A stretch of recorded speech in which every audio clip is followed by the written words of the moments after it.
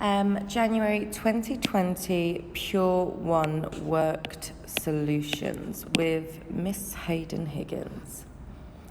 So today we're going to go through this paper. This paper has 11 questions in total, and the total for this is 75 marks. Okay, question 1. Find in its simplest form the integral of 8x cubed over 3 minus 1 over 2 root x minus 5 with respect to x.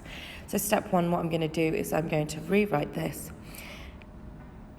with the integral of 8 over 3 x cubed minus a half, and we know that 1 over root x is x to the power of minus a half minus 5 with respect to x. So when I integrate this, I increase the power by 1, 4, and then divide by the new power. 8 over 3 divided by 4 is 2 over 3. Then I'm going to increase the power by 1, minus a half, plus 1 is a half. Divide by the new power, so minus a half divided by a half is in fact minus 1. And then minus 5, if I increase the power, remember that's x to the power of 0, so it's going to be x to the power of 1, divide by the new power, which 5 divided by 1 is 5. And then I don't need to write the 1, and then remember we've got our constant of integration. So nice and easy, 4 marks. Question 2. Given that y equals 3 to the power of x, express each of the following in terms of y. Write each expression in its simplest form. Okay, so for A, my aim is to rearrange and manipulate 3 to the power of 3x so that we always have it 3 to the power of x. Now we know using indices laws, I can rewrite this as 3 to the power of x cubed, because we would multiply to get 3 to the power of 3x. We know that y equals 3 to the x, so I'm just going to substitute that in, so that equals y cubed. For part B, 1 over 3 to the x minus 2. Now you can do this a few different ways. I'm going to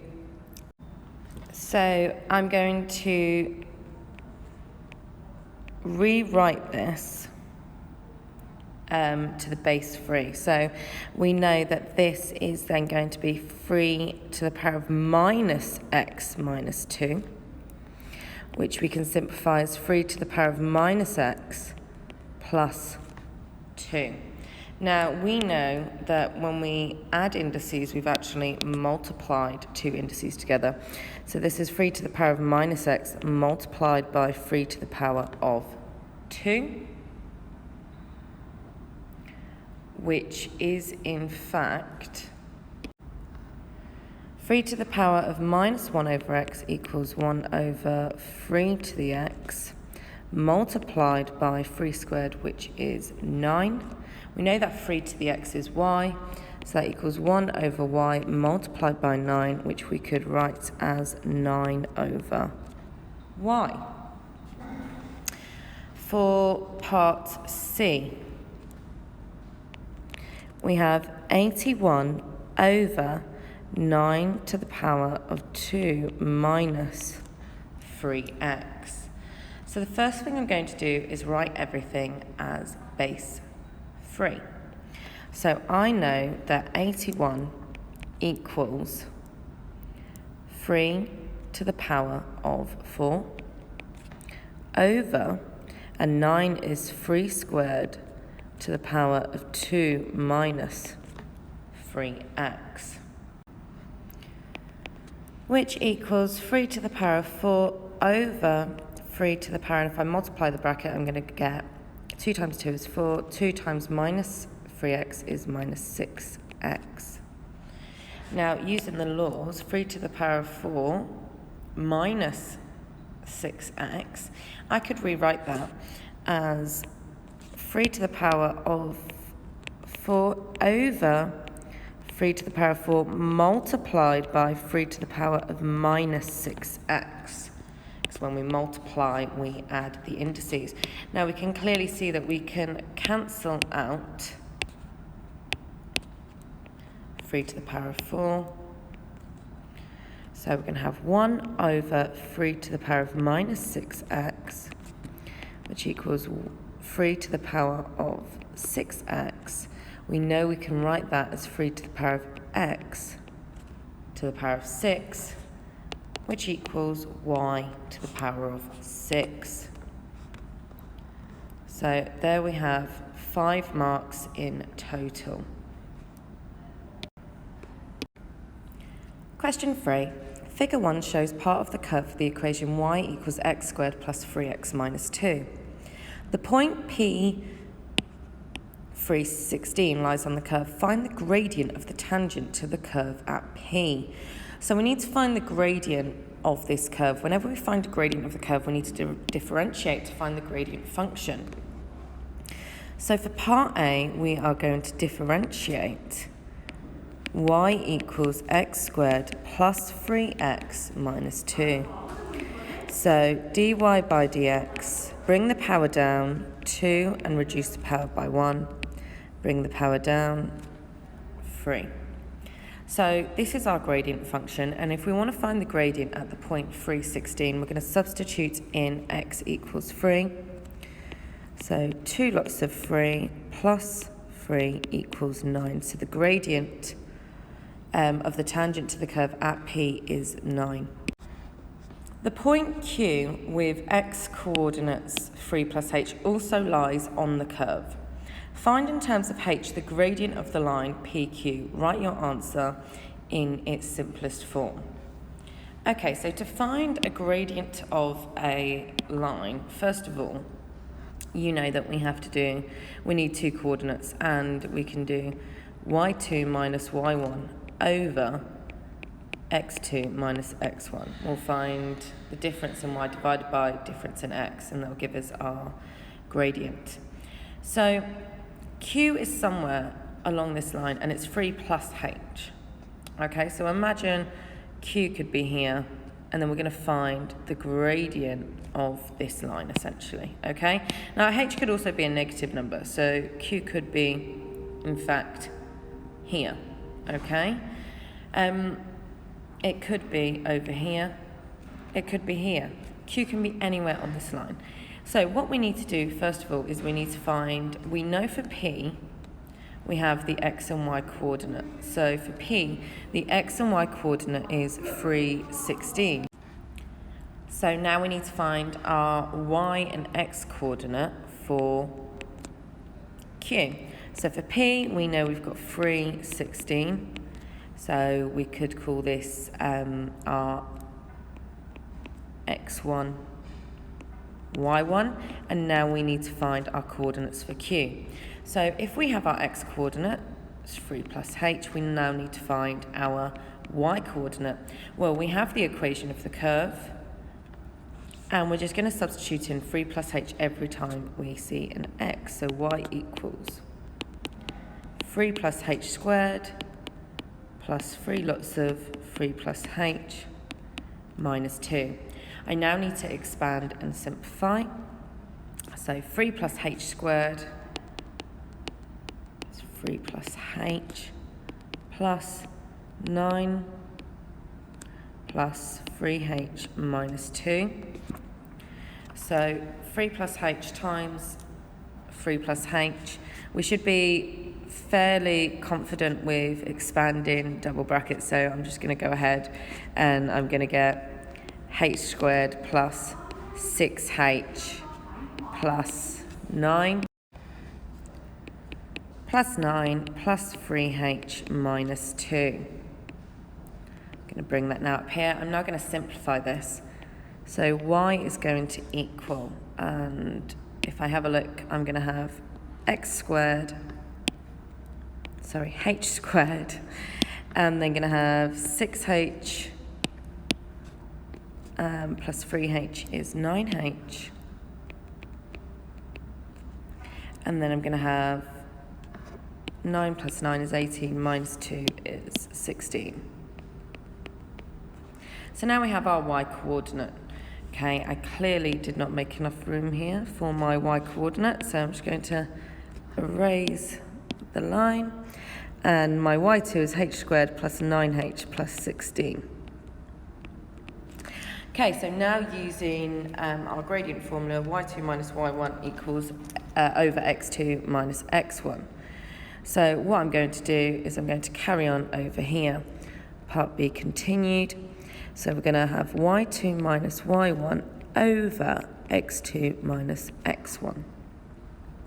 So we know that our y2 is h squared plus 9h plus 16 minus our y1, which is 16, over our x2, which is 3 plus h, minus x1, which is 3. So here we can see the 16s are going to cancel, and on the denominator the 3 is going to cancel.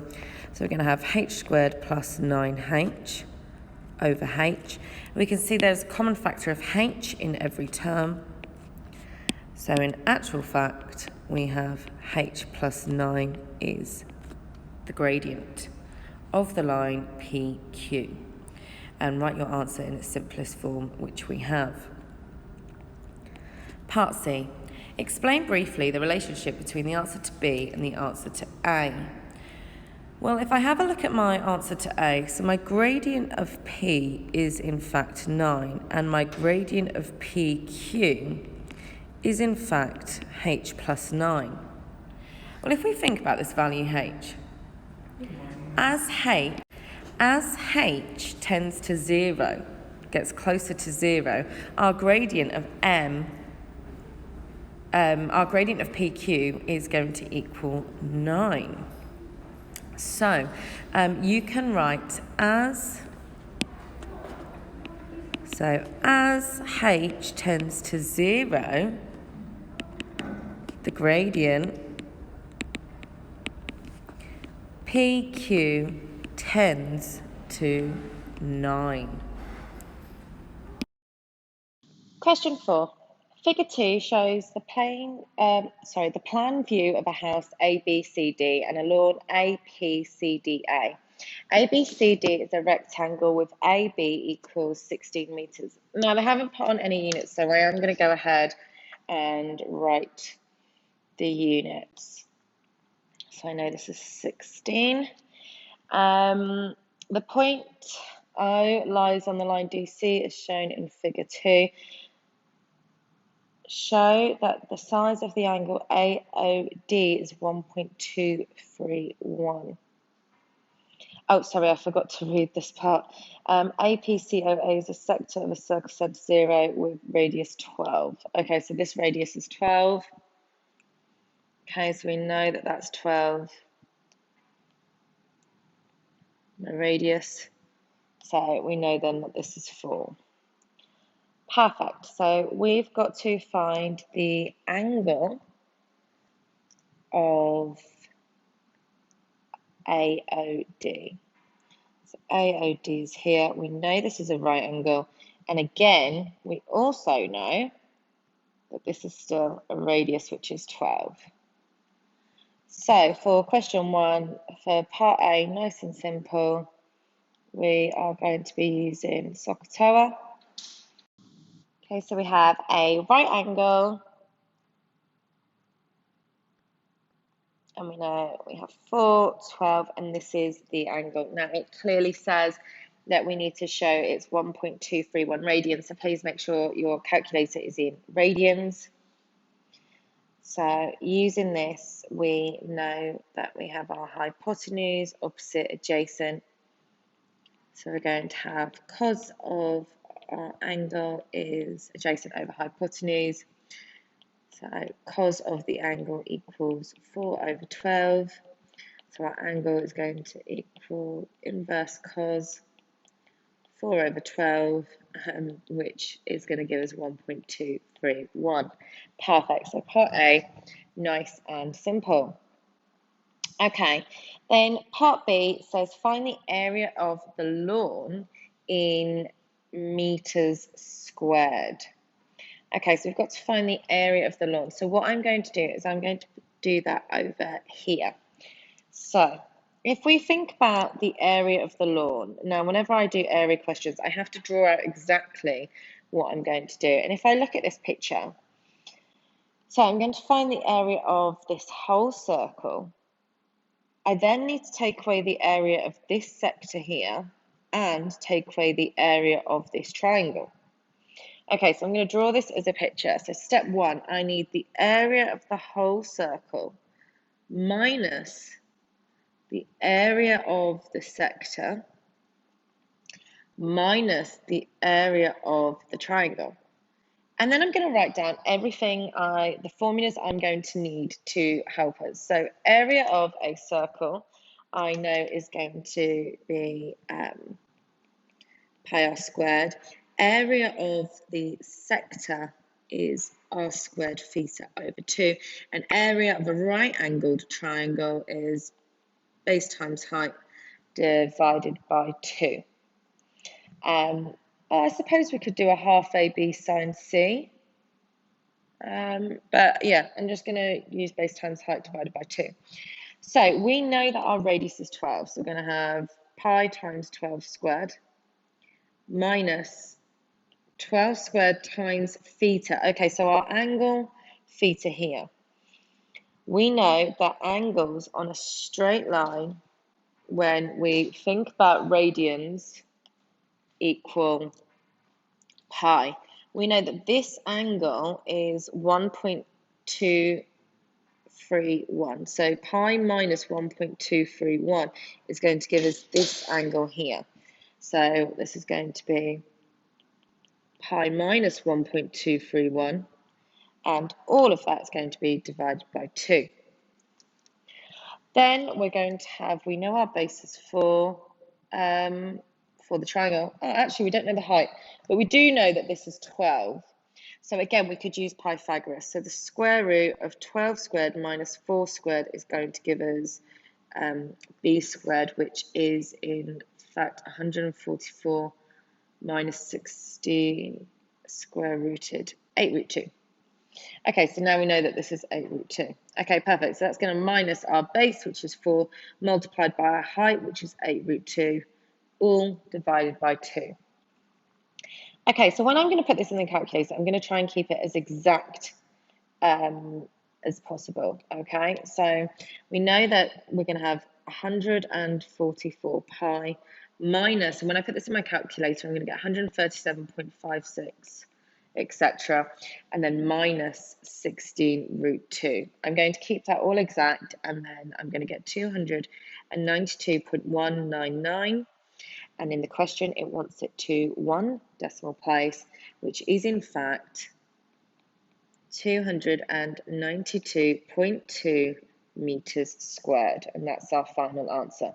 And I would always recommend in questions where we're finding area or perimeter, you draw out exactly what you need to find out. So then, part C says find the perimeter of the lawn in meters to 1 decimal place. Okay, so again, I'm going to draw this out. So part C. If I draw this shape, I'm going to have a strange shape, really. Okay, so the perimeter is all the way around the outside. So I know I need this length here, which we know is 8 root 2, because we actually figured it out in the question before. Good job we used that. So we know this is 8 root 2.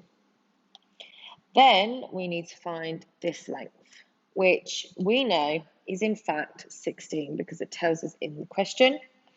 And then lastly, we need to find the part of the circumference. Now this part of the circumference is going to be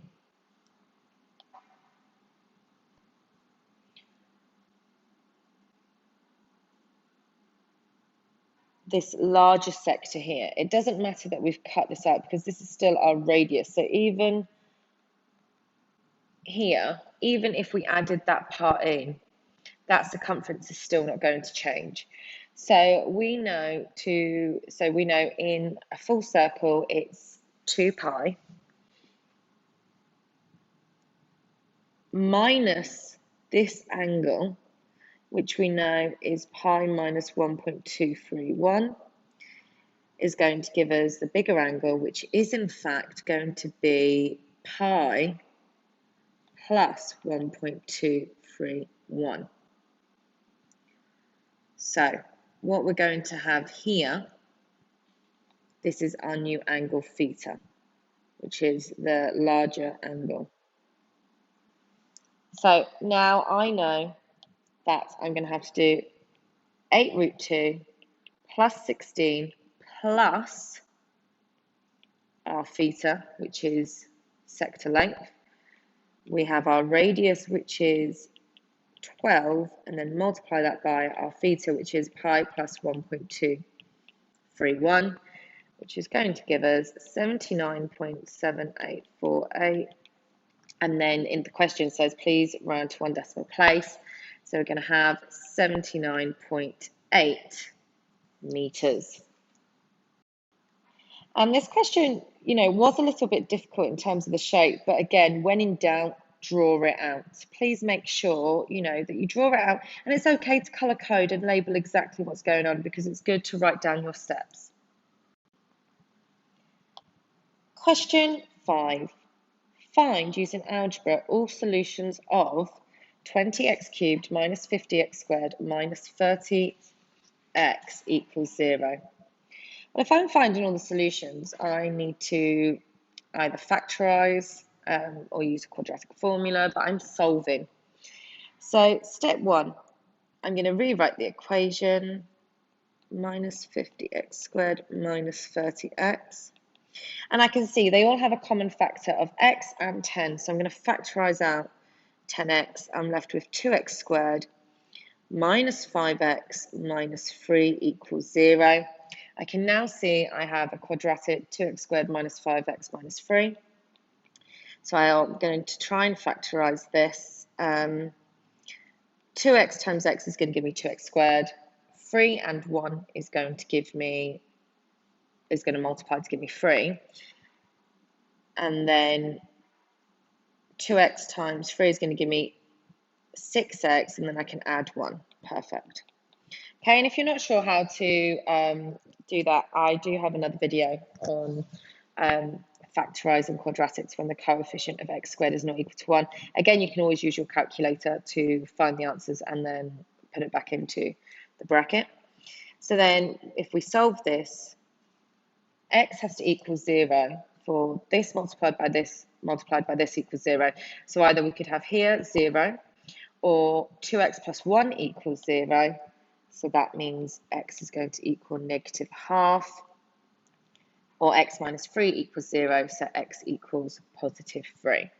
So there we have our 3 solutions, so 0, minus half, or positive 3. Part B, hence find all real solutions of 20 bracket y plus 3 to the power of 3 over 2 minus 50 bracket y plus 3 minus 30 lots of y plus 3 to the bracket of a half equals 0.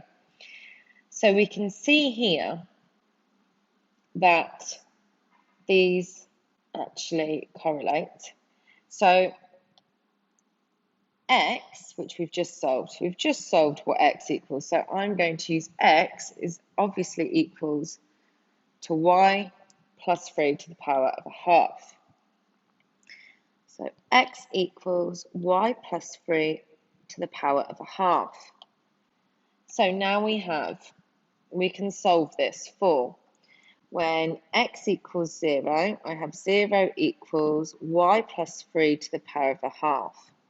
Well, what is going to make that 0, y plus 3 to the power of a half? And that is when y equals minus 3, because this bracket has to equal 0. So here we have one solution. Then we have when x equals minus a half. So we have minus a half equals y plus 3 to the power of a half.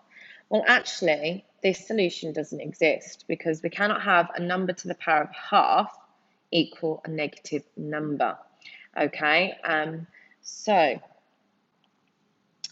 does not exist.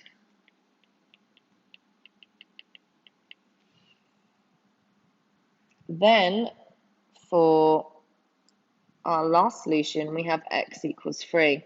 So that means 3 equals y plus 3 to the power of a half. So we could square both sides, and if we square both sides, we get 3 squared equals y plus 3. So 9 equals y plus 3, so y equals 6. So thus we have two solutions, y equals negative 3 and y equals 6. Now again, you're probably thinking, here I've squared both sides, and if I do square minus a half, I'm going to get positive a quarter. But a solution does not exist. We cannot, a number to the power of a half cannot be negative. So this is why we don't even bother trying to work this out. If you did square both sides, you would get an answer, but this solution does not exist. Question 6. The line L1 has equation 3x minus 4y plus 20 equals 0. The line L2 cuts the x-axis at R80 and is parallel to L1. A. Find the equation of L2. Write in your answer in the form ax plus by plus c equals 0, where a, b, and c are integers to be found. Well, first of all, we know that they're parallel, so the gradients are the same. So for part A, what I'm going to start by doing is rearranging the equation to find the gradient. And I'm going to rearrange it in the form y equals mx plus c. So I'm going to add 4y to both sides. So 3x plus 20 equals 4y, and then divide both sides by 4. So y equals 3 over 4x plus 5, because 20 divided by 4 is 5. And it then wants me to find, so we know it's got the same gradient, which is 3 over 4. So we know y equals 3 over 4x plus c, and we've been given a coordinate 8, 0. When I substitute that in, I'm going to get 0 equals 3 over 4 lots of 8 plus c. So I'm going to get 0 equals 6 plus c, so c equals minus 6. So that means y equals 3/4 of x minus 6. Now I can't leave the equation like that because it wants it in the form ax plus by plus c equals 0. We have a fraction here, so I need to multiply every term by 4.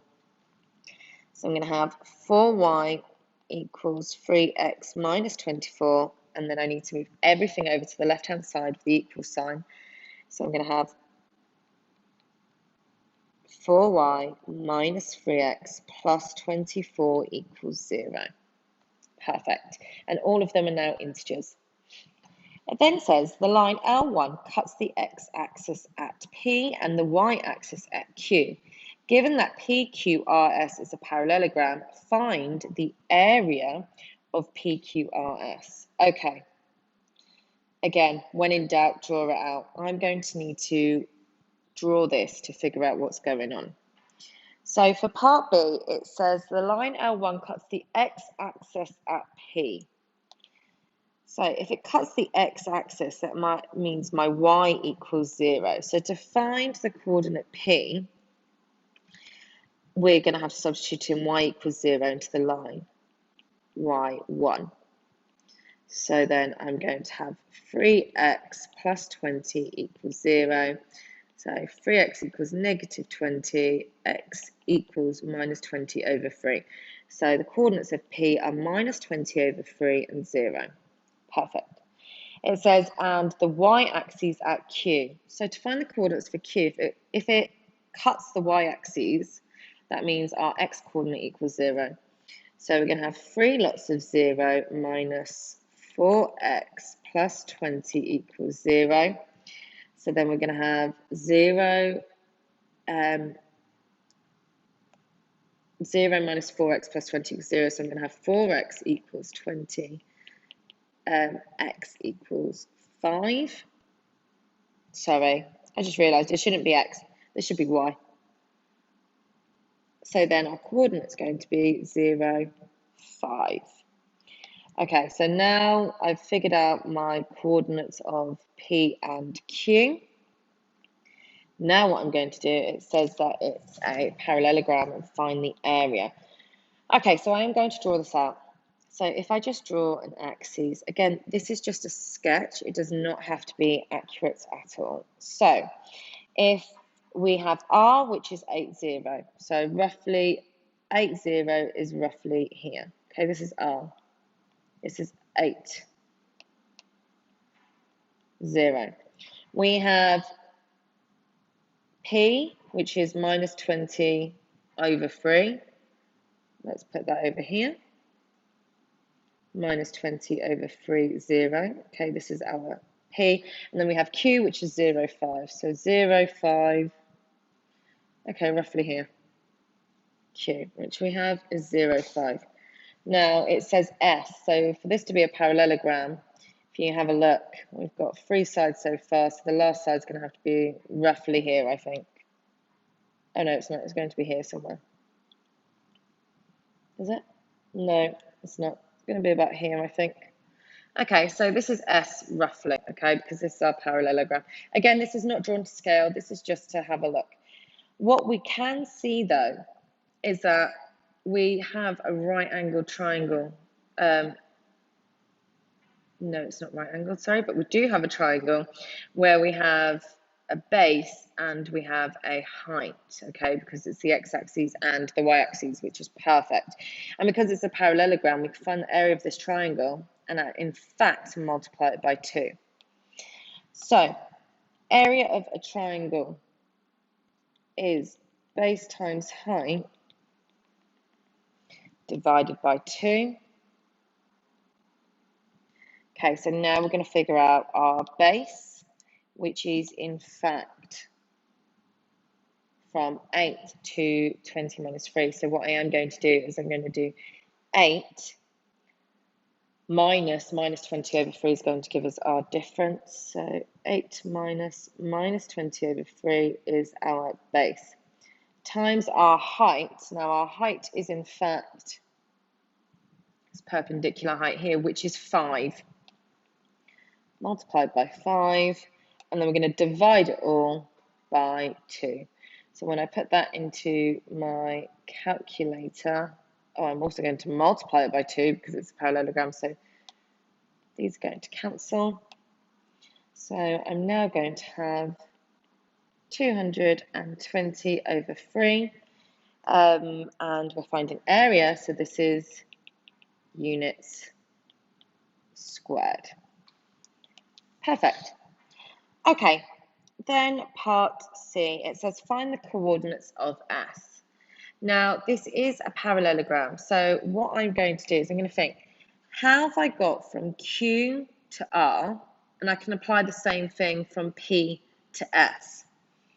So if I think about from Q to R, what have I done? Well, I've added 8 to my X coordinate, and taken away 5 from my y coordinate. So that's the vector 8 minus 5. So if I'm at P, I'm going to have minus 20 over 3 plus 8. And then I'm going to have 0 minus 5 as my coordinates to find S. So that means S has the coordinates of 8 minus 20 over 3, which is 4 over 3, and 0 minus 5, which is minus 5. And if we have a look at our diagram, I know it's not drawn exactly, but we can see that actually our S has a positive x value, so our S should have been a bit more over here. But again, you know, it still serves its purpose to help us when we were trying to figure out the area. Question 7. Figure 3 shows part of the curve C1 with equation y equals 3 sine x, where x is measured in degrees. Okay, so make sure that your calculator is in degrees if we may need it. The point P and the point Q lie on C1 and are shown in figure 3. State the coordinates of P. Now it's told us that this is the equation of y equals 3 sine of x. So we know if we had just sine of x, we have a maximum and minimum at -1. We know it crosses the x-axis at 180 and 360. And we know it has a maximum at 90 and a minimum at 270. So we can use this, and what's happened is our function is f of x equals sine of x. So what we have is 3 f of x. That's how we have 3 sine of x. So this affects the y coordinates, and we've multiplied all of our y coordinates by 3. So this is now 3, and this is now -3. So it says state the coordinates of P. We know this has 90. So our coordinates of P are 90, 3. Part B, it says state the coordinates of Q. So we know then that this is 180, 270, 360, 450, 540, because we can see that we have 180 plus 180 plus 180. So we're going to have 540 and 0. Oh, sorry, this isn't part B at all. This is part A, I. Okay, and then part B says a different curve, C2, has the equation y equals 3 sine x plus k, where k is a constant. Okay, again, so what they've done here is we have 3 f of x plus k. So again, it's still only affecting the y coordinates. If they'd have put a bracket here, this means we would be affecting the x coordinates, okay? And it now says the maximum value is 10. So we can see here that this graph, for this to have a maximum value of 10, it must have moved up, so it's been shifted up. So that means if it was at 3 and it's now at 10, our k is in fact plus 7. So we've got 3 f of x plus 7. It says the point R is the minimum point on C. Okay, so we know it's the smallest positive x coordinate. Okay, so this is our smallest possible x coordinate, 270, with our minimum at -3. If we apply this translation and we add 7, we now actually move from -3 plus 7 is going to give us 4. And that is how we figured out the minimum point on C2 with the smallest x coordinate. Because we could have, carried on here and we could have chosen this value, but it wants the smallest positive x coordinate. And this is the smallest positive x coordinate, which gives us a minimum. Question 8. The straight line L has the equation y equals k lots of 2x minus 1, where k is a constant. The curve C has the equation y equals x squared plus 2x plus 11. Find the set of values of k for which L does not cross or touch C. So this is an intersection problem, but we're finding the values for which they do not intersect. Now, if they intersect, that means they're equal to each other. So we're going to have k 2x minus 1 equals x squared plus 2x plus 11. So I'm going to get 2kx minus k equals x squared plus 2x plus 11. I'm going to move everything to the left-hand side. To the right-hand side, so I've got positive x squared. So I'm going to get x squared plus 2x minus 2kx plus 11 plus k equals 0. And I'm just going to write this in the form ax squared plus bx plus c. So we're going to have x squared plus, and then I want to find out the coefficient of x. So here I'm going to factorize out a 2 and a minus 2k. And then I've got plus c, which is 11 plus k equals 0. So now we know if they do not intersect or cross, we're finding a set of solutions for where a solution does not exist. So we know the discriminant is b squared minus 4ac is less than 0. So now we're going to have our coefficient of x squared is a, which is 1, coefficient of x is b, which is 2 minus 2k, and our coefficient, our number on the end, c. So we're going to have b squared, so 2 minus 2k squared, minus 4 lots of a, which is 1 lots of c, which is 11 plus k. And this is less than 0. So I'm going to expand and simplify. So I'm going to have 4k squared minus 8k plus 4 minus 44 minus 4k is less than 0. So I'm going to have 4k squared minus 12k minus 40 is less than 0. Now they're all a factor of 4, so I'm going to divide everything by 4 to make it easier for myself. So k squared minus 3k minus 10 is less than 0. I'm going to factorize this. So I'm going to get k minus 5 and k plus 2. So that means k equals 5 and k equals minus 2. So we can see here we have a positive quadratic. So if I was to draw the graph of this positive quadratic, and we have the solution of minus 2 and 5, and it's a positive quadratic, where is this solution less than 0? So this graph is less than 0 in between these two values. So we now know then that minus 2 is less than k is less than 5 is the solution. Nice and easy, 6 marks. Question 9. A curve has the equation y equals 4x squared plus 9 over 2 root x. Find the x coordinate of the point on the graph at which the gradient dy by dx equals 0.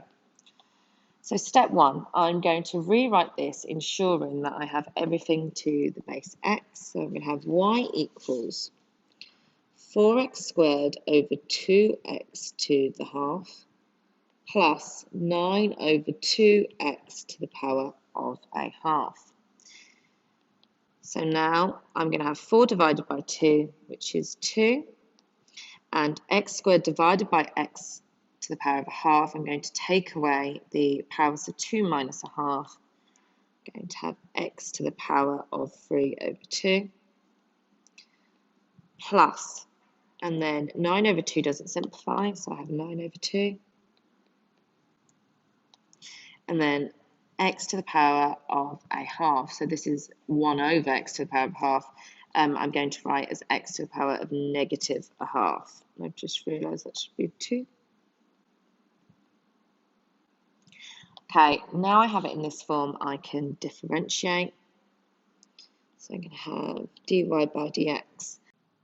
Okay, so 2 multiplied by 3 over 2 is 3.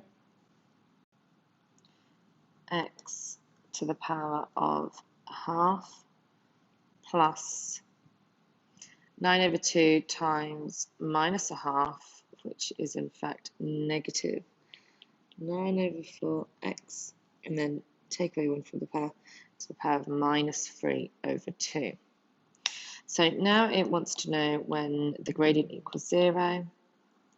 So 0 equals 3x to the power of a half minus 9 over 4x to the minus 3 over 2. Now I'm going to move 9 over 4 to the other side. So 9 over 4x to the minus 3 over 2 equals 3x to the power of a half. I'm now going to divide both sides by 3. So 9 over 4 divided by 3 is 3 over 4x to the minus 3 over 2 equals x to the power of a half. I'm going to divide both sides by x to the minus 3 over 2. So 3 over 4 equals x to the half over x to the minus 3 over 2. So 3/4 equals x a half, minus 3 over 2 is 2, because x squared. So the square root of 3 over 4 equals x. So I'm going to have root 3 over 2 equals x, which is our x coordinate. Question 10. The curve C1 has the equation y equals fx, where fx equals 4x minus 3 multiplied by x minus 5 squared. Sketch C1 showing the coordinates of any point where the curve touches or crosses the coordinate axes. So we know that f of x equals 4x minus 3, x minus 5, x minus 5. So our solutions to this is going to be when x equals 3/4, and we're going to have a repeated root at x equals 5. Our y-intercept is when minus 3 times minus 5 times minus 5, which is in fact going to be minus 75. So for part A, I'm going to sketch it here. When we sketch this, we need to make sure that we label our diagram fully. So we have x, y is a positive cubic graph. It crosses at 3/4, repeated root of 5. And that's about minus 75. So when it's a repeated root, it's just going to touch the x-axis. So we have this is 0 and minus 75. We have 3/4 and 0. And we have 5 and 0. So we've labelled every point. Fantastic. Part B. Hence or otherwise, find the values of x for which f of a quarter x equals 0. So, is it inside or outside the bracket? It's inside, it affects x, and we're going to do the opposite. So it says it's a quarter, so we're going to, instead of multiplying by a quarter, we're going to divide everything by a quarter, which is the same as multiplying by 4. So all of our x coordinates we're going to multiply by 4. So find the values of x for which f of a quarter x equals 0. So we know we have 3/4 0. So if we multiply that, our x coordinate by 4, 3/4 times 4 is 3. And then we have 5, 0. And if we multiply our x coordinate by 4, we're going to get 20. Part B, II. Find the value of the constant p such that the curve of the equation y equals f of x plus p passes through the origin. So it's outside the bracket, which affects the y coordinate. Now, currently our y-intercept is at minus 75. So what could we, if we were to move this up or down, it needs to now pass through the origin. So now our p, if we add 75, this is going to shift the graph up, which means that this point here would pass through the origin. So we're going to have to add 75. So the value would be 75. Part C, a second curve C2 has the equation y equals g of x, where g of x equals f of x plus 1. Okay, so g of x equals f of x plus 1. Find in simplest forms g of x. Okay, so we have to find g of x. So if it's f of x plus 1, we know that f of x equals 4 lots of x minus 3. X minus 5 squared. So if g of x is f of x plus 1, everywhere we have an x, I'm going to substitute in x plus 1. So we're going to have 4 lots of x plus 1 minus 3, brackets, x plus 1 minus 5 squared. So I'm just going to bring that up here. So if I simplify that, I'm going to have 4x plus 4 minus 3 and x plus 1 minus 5 squared, which is going to simplify again. 4x and then 4 minus 3 is in fact plus 1. And then x plus 1 minus 5 is x minus 4 squared. So now we've simplified this. CII, hence I otherwise find the y-intercept. So I'm going to have to do 1 times -4 times -4, which is going to give me positive 16. So my y-intercept is at 0, 16.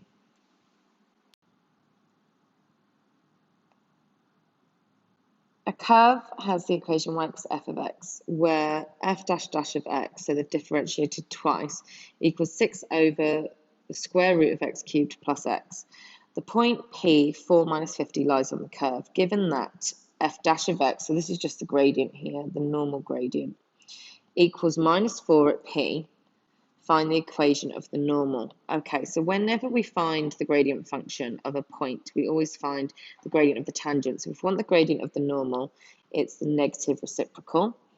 So if the gradient of the tangent at P is -4, the gradient of the normal at P is the negative reciprocal, which is a quarter. And they've also given us the point of P, which is 4 minus 50. So I can substitute that in my y equals mx plus c to find the equation of P.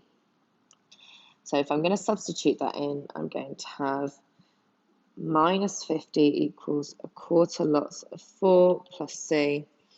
So minus 50 equals 1 plus c. Minus 51 equals c. So therefore the equation is y equals a quarter x minus 51.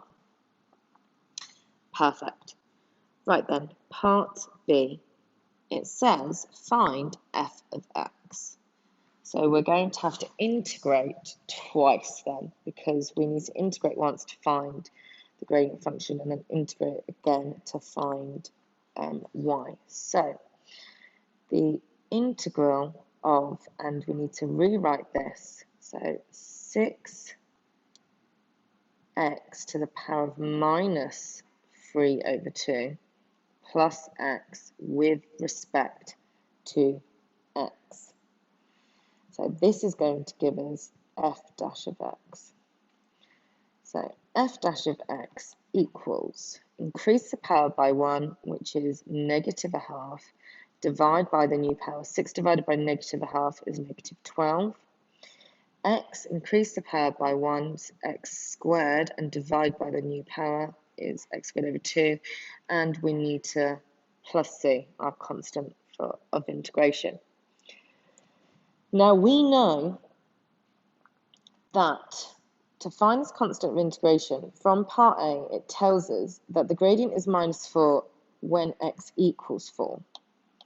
So to find our constant of integration, that means when our gradient is -4, our x-coordinate is 4. So I'm going to substitute that in.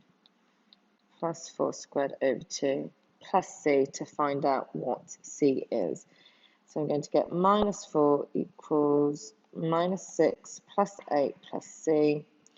So -6 equals c. Perfect. So now our actual gradient function is -12x to the minus a half plus x squared over 2 minus 6. Now I can, to find f of x, I need to integrate -12x to the minus a half plus x squared over 2 minus 6 with respect to x, which is going to equal, increase the power by 1, minus a half plus 1 is a half, minus 12 divided by a half is minus 24. Increase the power by 1 is squared, increases to cube, and then divide by the new power, so a half divided by 3 is a sixth. And then minus 6, increase the power by 1, x to the power of 0, increased by 1 is x to the power of 1, and then plus c. Now we know that the point P lies on the curve, so we have an x-coordinate and y-coordinate which we can use to find, because this is what my y equals, we can use this to find c. So we have -50 equals -24 lots of 4 to the power of a half plus 4 cubed over 6 minus 6 lots of 4 plus c. So when I work this out, I'm going to have minus 50 equals minus 184 over 3 plus c. So c equals 34 over 3. Therefore, f of x equals minus 24x to the power of a half plus x cubed over 6 minus 6x plus 34 over 3. I hope you've enjoyed this walkthrough. If you have any questions, please leave them in the comments.